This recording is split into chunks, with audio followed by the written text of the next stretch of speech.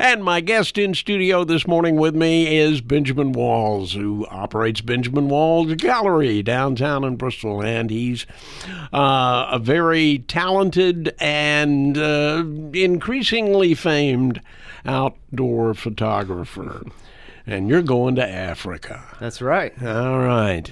Africa 2016. We're excited about it. And you're going back. Going back to Africa. Yeah, that's because right. you've been there how many times? We've just been there once, but I stayed a couple of months. So when I go places, I tend to stay a little bit longer than the average tourist. Not only to capture great images, but to really explore the places and find out what may be good in a future trip. And that's exactly what I did last time. And so this time I've culled down all my different experiences to the best of the best, and we're going back. So. All right. And how long is the tour going to take? Well, this is a unique trip because we're taking folks along, and so I'll be there over a month, but I'm taking folks along for a 7-day and a 10-day itinerary. This is our first Walls About adventure is what we're calling this, and so we're really excited about it. This is something that clients of mine have been requesting for years, and just decided to put it together and make it happen. All right. And what's coming up in this itinerary? What's your favorite place that you're going to go? My favorite, gosh, that's hard. Well, we've really packed in my 4 favorite places into this itinerary. So we're starting out in Serengeti National Park, the legendary Serengeti National Always Park. on National Geographic. Always. Yeah. So, it's paired together with a Masai Mara and a place called Ndutu for the Great Migration. And at this time of the year, it's calving season in the Great Migration, and they're in the southern part of the Serengeti. So our second stop is going to be Ndutu. And so that it's a place that's pretty much empty half the year, and then half of the year it's covered with wildlife. And so the time of the year we're going to be there, of course, is the time it's covered with wildlife. Yeah. Of course, that goes along with it would also be covered with predators, right? That's right. The predators definitely follow the herbivores as they come into the Ndutu Valley and around the lake there to have the calving season. So.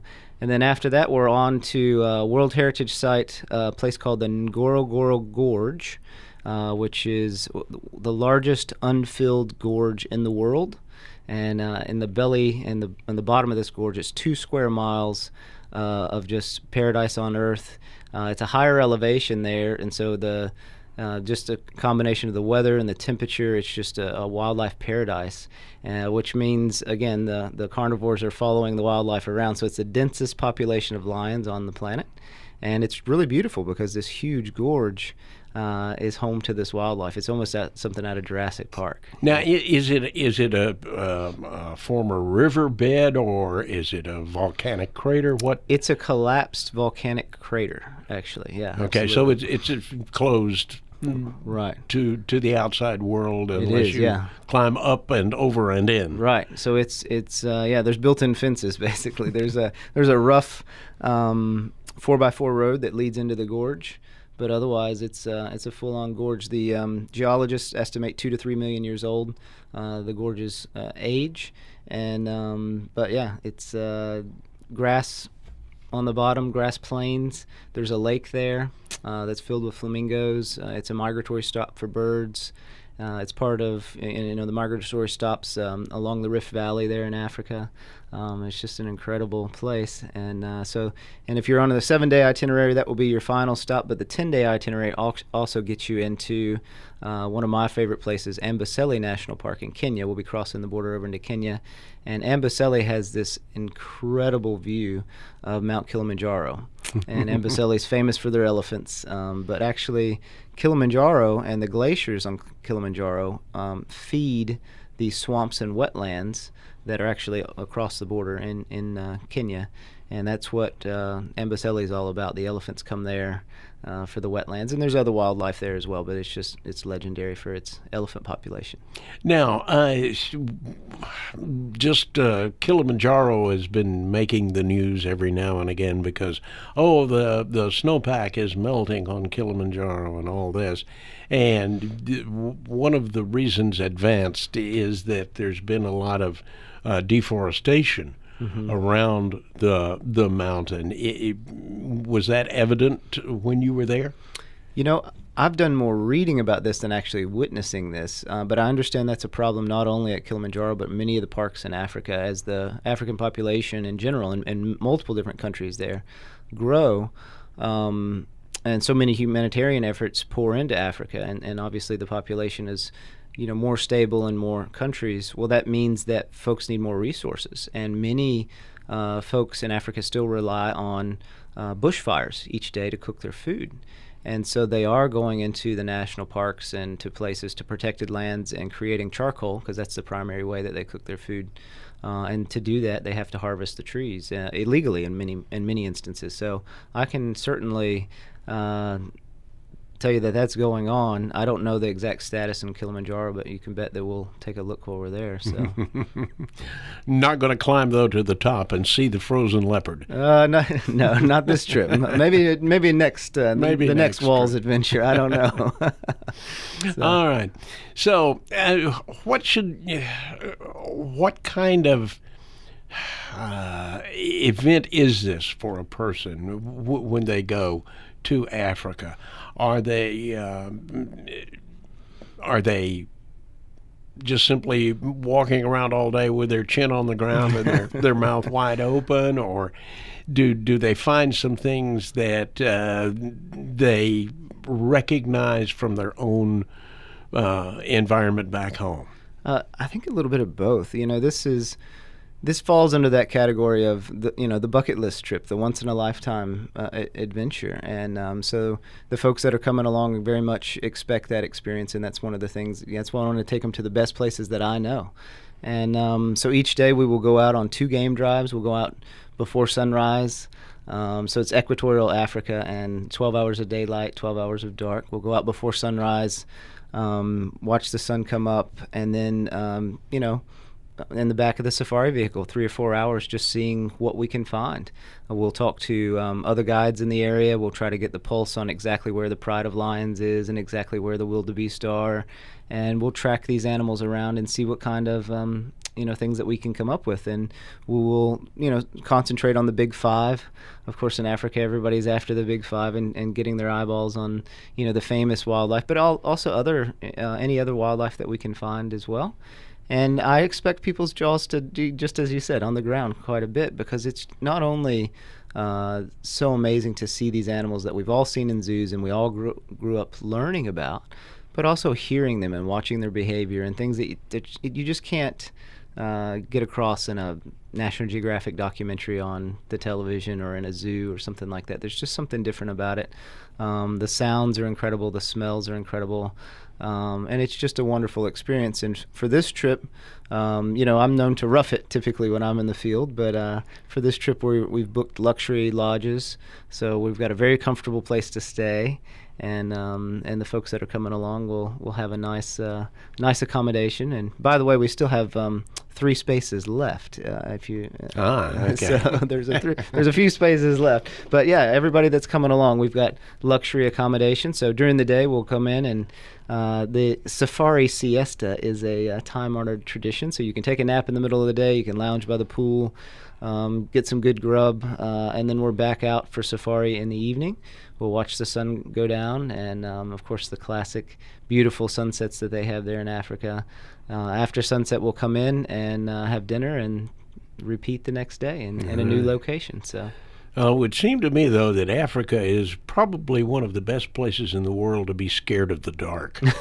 Yeah, I would agree. And incredible sounds at night.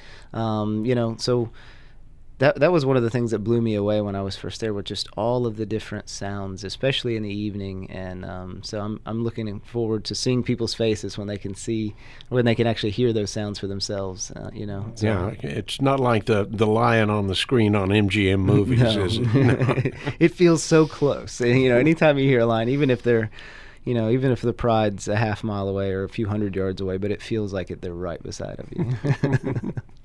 All right, Benjamin, I need to pay a few bills. Hang with me here. We'll talk some more about Africa and your experiences and the experiences you hope to provide for people. Sounds great. In your safari.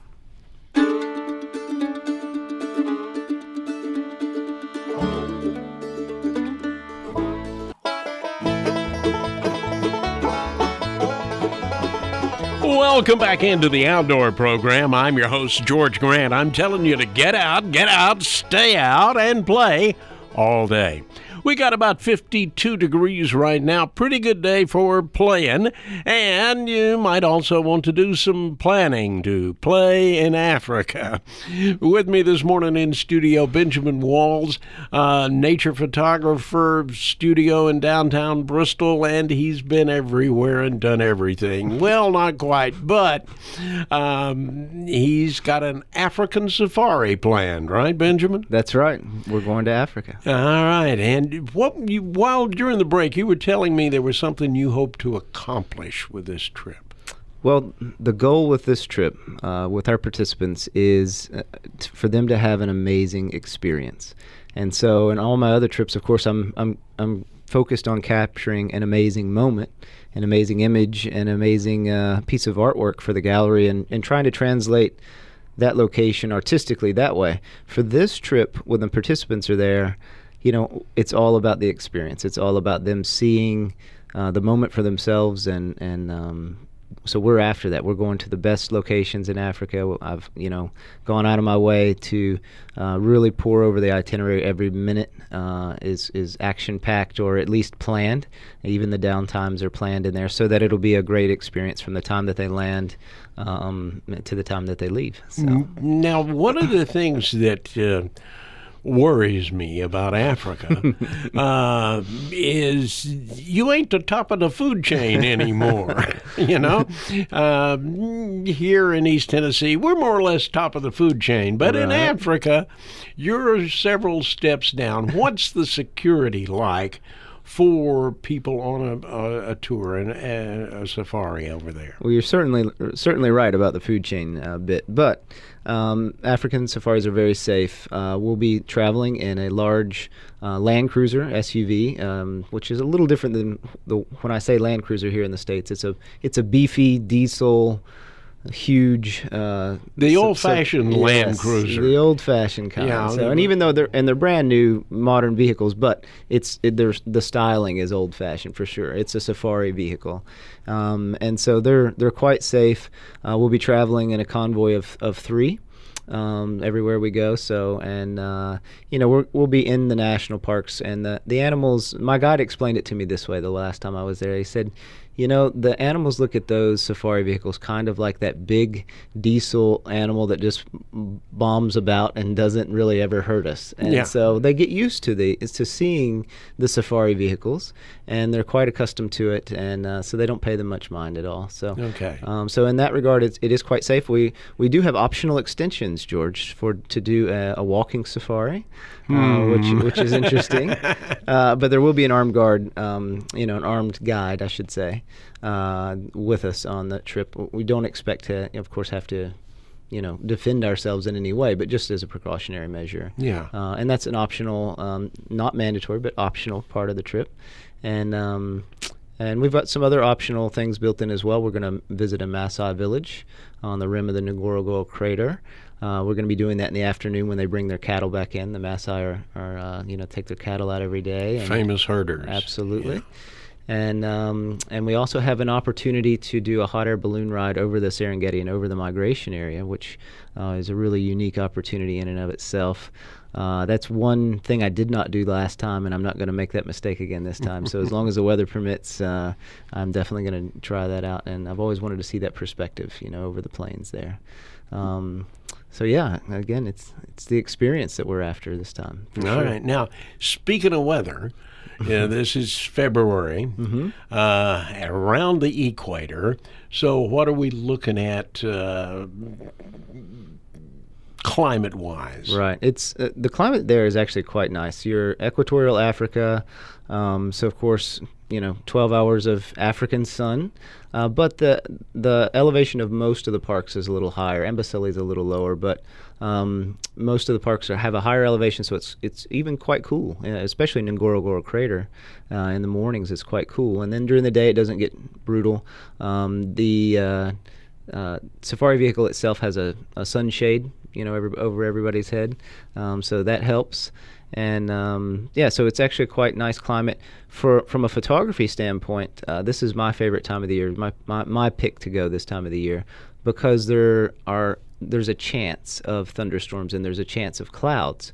Other times of the year, in the middle of the dry season, you're just going to see a crystal clear day all day long, which is nice, but it doesn't provide much backdrop for images and for the drama of Africa. And so I really want my images to embody the drama that is Africa and the drama with the elephants. And so I look for that, and so that's one of the reasons I want to go this time of year. And we don't anticipate any kind of torrential rains or onset rains or anything like that. That's non-typical this time of year, but an occasional cloud or thunderstorm is a possibility, which is nice. So. Okay, so the monsoon season is not when you want to be there. Yeah, no, we're a month and a half before the monsoon season. Yeah. So. Now, what's perhaps the rarest of the beasties that people could encounter and have a good look at? You're going to test my species knowledge, and it's early. There are a couple of cats there that are very, very rare, and to be honest, I don't know their names off the top of my head. There are so many deer. I couldn't get over the different species of deer that my guides would show me, and birds. Just so many different things. I don't know, too many to name. That's one of the things that's just literally overwhelming, because we all think of Africa, we think of the classic animals, we think of the big five. But elephant, rhino, lion, leopard, cheetah, yeah. Wildebeest or want-to-beast, and the giraffes, and but even like a giraffe, though, we saw multiple species of giraffe last time I was there. But the birds seem to be endless. There's like 400 species of birds in one national park that we'll be in. So it's one of those things that with a great naturalist guide, which we will have one on board each vehicle, explaining to the participants, hey, this is what's going on and this is this species. It's literally endless, the number of species that you can encounter. And so we hope to encounter those more rare species and get a glimpse. You always kind of take the pulse of the guide, and if they get excited about it, I saw a species of owl last time I was there, and the guide was thrilled because he'd only seen two, and he'd been doing this for like 30 years, So it's encounters like that you hope for, Now, the guides, are they really comfortable and competent in their job, and do they have a good, friendly interaction with the people they've got? Absolutely. The guides on a trip like this are priceless, not only for their knowledge, their background knowledge about the different animals, but also their relationships that they've built there on the ground in Africa, and with members of the Park Service, with the other guides that they encounter. One of the things I put in my itinerary is, in Africa while we're there, you're going to be stopping each day, and the guides will stop their safari vehicle with another guide, and they'll have a conversation back and forth. And of course, this conversation's in Swahili. And so we don't really understand what's going on. But after a few days of being there, you start to pick out words that you consistently, and of course, you hear the word Simba, and everybody thinks about the Lion King character Simba. Well, Simba is the Maasai or the Swahili word for lion, and so you start to pick out other words like Wachini and Chui, and so Chui means leopard, and Wachini means cheetah, and so there's different words that you start to pick out, and you actually get to learn where we're getting ready to go based on the advice of the guides. But those guides and their relationship with other guides is really valuable because of what I'm trying to explain there. They can give tips and say, hey, the lions are over here, or we just saw this kill, so watch out for that, or all of the different tips that we end up going and pursuing. So they're operating in a cooperative instead of a competitive environment. Absolutely, and that's super important. Those relationships that the guides have built there on the ground, and also with the Park Service, because the Park Service has, they've got the advantage of radios sometimes. So when you encounter a park ranger, they can tell you something that somebody's been studying for months, perhaps, and we may be there right at the right time to witness something really, really special. And so really and it changes. It's a fluid situation where even a week, sometimes even a day later, the whole situation's changed. The wildlife's in a different area. The circumstances are completely different. So. All right. Now, how big of a culture shock is it for someone to end up there in Africa What do people seem most amazed to encounter? And we're tight on time All right. now. From the culture shock standpoint, I don't think much of one, because we're focused on the experience with the wildlife. There will be some cultural elements, but it's not really a cultural immersion tour. And as far as the experience, I think people are just going to be amazed around every corner, and that's one of the funnest parts of the trip. You get to order your wildebeest steak medium rare, right? There'll be some interesting meals and very good food. A lot Yeah. of these chefs actually fly to Europe, and they're French trained, of all things. Oh, boy. News is next. We'll be back with Benjamin after you get all the bad news.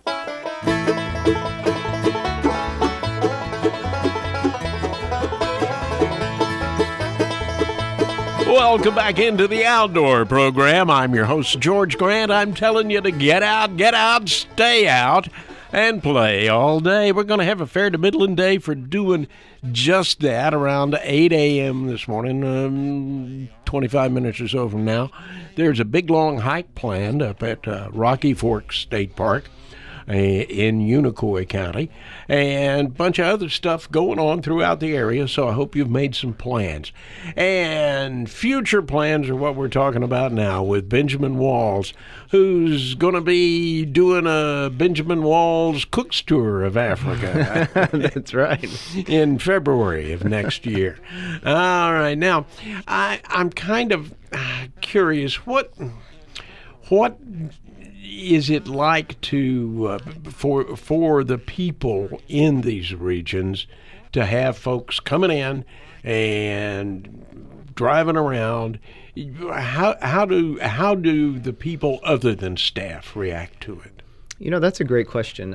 I hope that it's perceived positively. I actually have a degree in tourism, and I'm a believer in ecotourism, and that tourism, when managed properly, can be a positive driver for conservation and for economies in different countries. So I hope that folks view it that way. I hope the locals view things that way. Of course, not all of them do, I'm sure. But the folks that I encountered in Africa last time I was there, the reaction was extremely positive. The folks that we encountered outside of, and I don't expect that's as much on this trip, but in my last adventure, I explained that I went to a lot of places that were off the beaten path.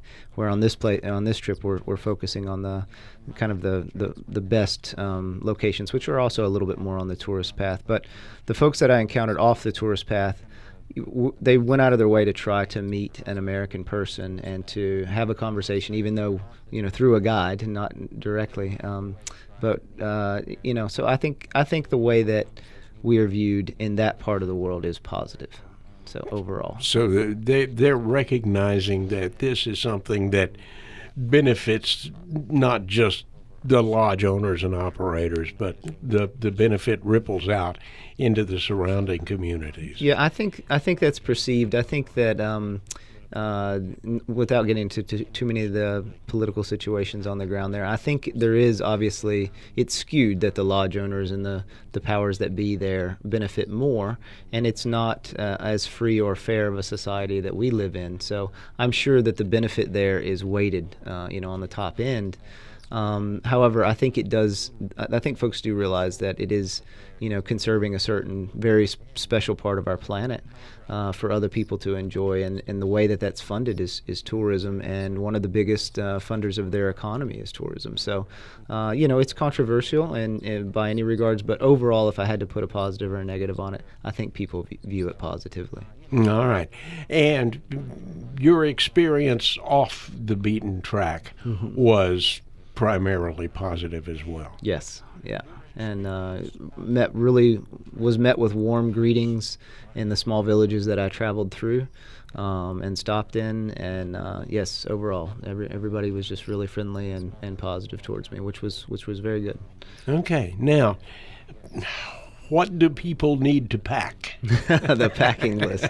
Well, one of the unique things about going along with us on this safari is you have your personal concierge. So one member from my staff will be coming along. Her name is Maggie Lawson-Mueller, and she has worked out all the details from packing to vaccines to visas and everything. So we've got a packing list we'll be distributing. But yeah, A safari hat, of course, some sunscreen, a little bug repellent, sunglasses, a camera, things that you'd take on a hike around here are very relevant over there. It doesn't get extremely hot, doesn't get extremely cold. Pack for a warm fall day here, a day just like today, where it could be in the 50s in the morning, could get up into the 80s in the afternoon and the evening, time with the full sun, depending on the day. And comfortable clothes for the plane, of course, because it's not a short plane ride. No, no. And then whatever else you might want to take a book. You might want to. Binoculars are an important one. That's right. So you've got all the essentials, all the African essentials, but we've got a comprehensive list we're distributing to participants. Okay. Now, every so often, something will come in the mail to me about a Caribbean tour on this or that luxury liner. Mm-hmm. And the first word that comes to mind is norovirus. So my question is, gastronomically speaking, how safe are you there? I think the parks that we're visiting and the lodges we're staying at, I think very safe. We're taking precautions. I'll have recommendations for each participant to bring along certain precautions, from Imodium to even maybe some Cipro from your doctor, just to be safe. But I've never had a problem there. And I was in much more remote places last time I was there, and have been in more remote places around the world, such as India and things like that. So I don't anticipate a problem whatsoever. But it's best to be safe. Yeah, for sure. So it's best to be safe. Now, the date on this again, February of 2016. You'll always remember leap year. Our first date on safari is February 29th. Of course, you have to be there. You have to leave the U.S. 2 days ahead of time, because we lose a day flying that direction. And then we've got a 7-day option and a 10-day option. So returning, March 6th and March 9th. Mm-hmm. Okay. And once you've got this all over with, what's the next thing on your bucket list? Oh gosh, I'm so focused on this right now. This is so exciting because it's our first trip we're taking folks on, and this has really consumed my time and my imagination. So I'm really excited about this, and I don't even know, but this will not be the last Walls adventure where I take folks along. I will throw that out there. So we're already looking around the globe for the trip for 2017, and we'll be announcing that probably around the time the Africa trip happens. So. Okay. All right. Now, you're getting ready for a show in the permanent exhibit in the Tennessee State Museum. That's right. Down in Nashville. That's and you've right. been putting together images for that. How far along are you on that? This is exciting. It is not only a huge honor, but it is one of the largest undertakings that we've ever done. 55 large-scale pieces, and for folks that don't know my work very well, when we say large-scale, 9, 10, 15 feet wide is common with my work. So creating these large pieces and the frames and everything that go along with them is quite an undertaking. But we've created, I would say, about 20% of the exhibit at this stage already produced. But we've got many other ones in production, and we will continue to create those and get them ready, because the show starts July 1 in downtown Nashville, and of course we've got to get them there by mid-June so they can be installed properly and work with the curators to get everything just right. So that means we don't have all that much time. We're trying to create a little over a piece a week right now, extra, and to get ready for the museum exhibit. All right. Now, how many of the images have you got now? Have you got everything right image-wise, or are you still looking around? I'm still looking around. In fact, after I get off the program with you today, I'm heading to the Smokies. So this exhibit will be an exhibit that tells the story of my Appalachian roots. And so there'll be many pieces from our area, but then there'll be pieces from all the way around the world, African images included. And so most of the images at this stage have been taken because they're the best of the best. It's taken me 12 years literally to put together this archive of images that will be there on exhibit it, but I'm still hoping to pull out a couple of new images, and I have a couple that I've taken that will be unveiled and revealed at the Tennessee State Museum for the first time, because we want to show off some new work as well. All right. Are the locations for these shots top secret? Top secret. There will be some new Tennessee pieces, I can guarantee it. Oh, okay. So, we have to. Tennessee State Museum, we've got to bring our A game for Tennessee, right? Yeah, for sure. Even though your studio is on the Virginia side of State Street. That's right. I was born in Tennessee and lived there for a while. Ended up going to high school in Virginia High School. Went to college at Appalachian State University in North Carolina. So I've got my foot in 3 states, but they were all within an hour and a half drive of each other. So. Now, that brings up a question. When did you decide you wanted to capture images? I got my first taste of it when I was only 6 years old. I got a free camera by sending off proofs of purchases from cereal boxes, which is kind of a famous or infamous story at this stage. And then, but when I was in college, I always wanted to create images, and I thought about doing it as, trying to make a living at it, but it seemed so impossible. And then I ended up selling posters off my dorm room wall in college, and that got my entrepreneurial mind going.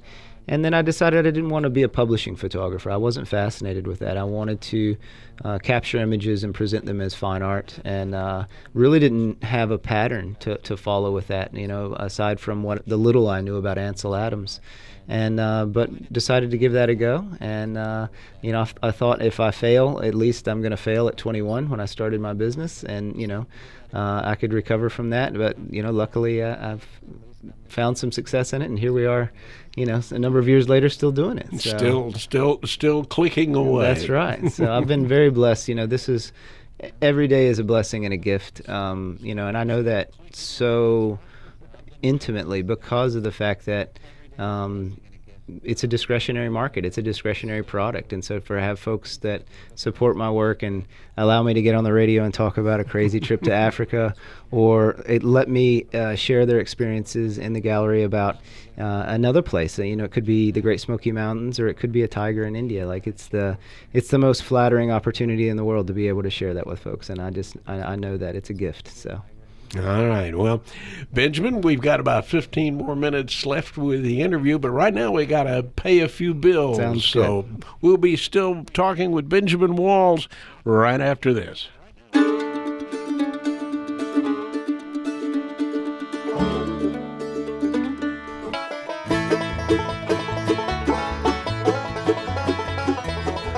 Welcome back into the Outdoor Program. I'm your host, George Grant. I'm telling you to get out, stay out, and play all day, and take your camera with you. That would be Benjamin Wall's advice, right? We're along. Yeah, for sure. Benjamin Wall's my guest this morning, and we've been talking about an African safari that's coming up in February of next year. Now, when you went to Africa, when you went to India, did you go with a conception in mind of the shots you wanted to capture, or did you just step into it and wait for what happens? A little bit of both, actually. I definitely go into situations. I do a lot of research before I go.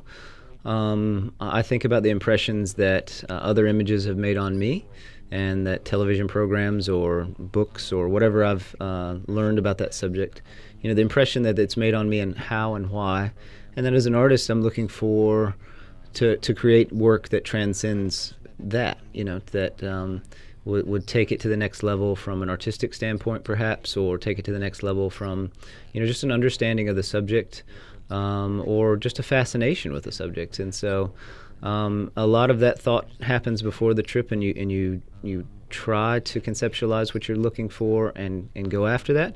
And then other times you just have to take it on the fly. You just have to, you get in the situation, you get in the moment. Something that you can't even imagine always unfolds. And quite often, the best images of the trip is one maybe one that you preconceived, I guess you could say, and went after, and then another one you never expected in a million years. It just happens. So sometimes it just falls into right. your lap. And both are equally rewarding and exciting. I think maybe the unexpected ones are just a little bit more fun because you don't expect them. So. All right. What's your favorite image of all the ones you've captured? Oh gosh, I haven't taken it yet, right? It's going to happen in Africa. I'm working on that one, George. Working on that one. All right. You haven't got a favorite so far. You know, if we're talking about Africa, my favorite African piece, I have, this is behind the front desk in the gallery, so come by and see it. There's a leopard that I went on a quest last time I was in Africa to find the leopards. And each day my guide and I would go out onto the hillsides. We'd get our binoculars out and we would look from tree to tree.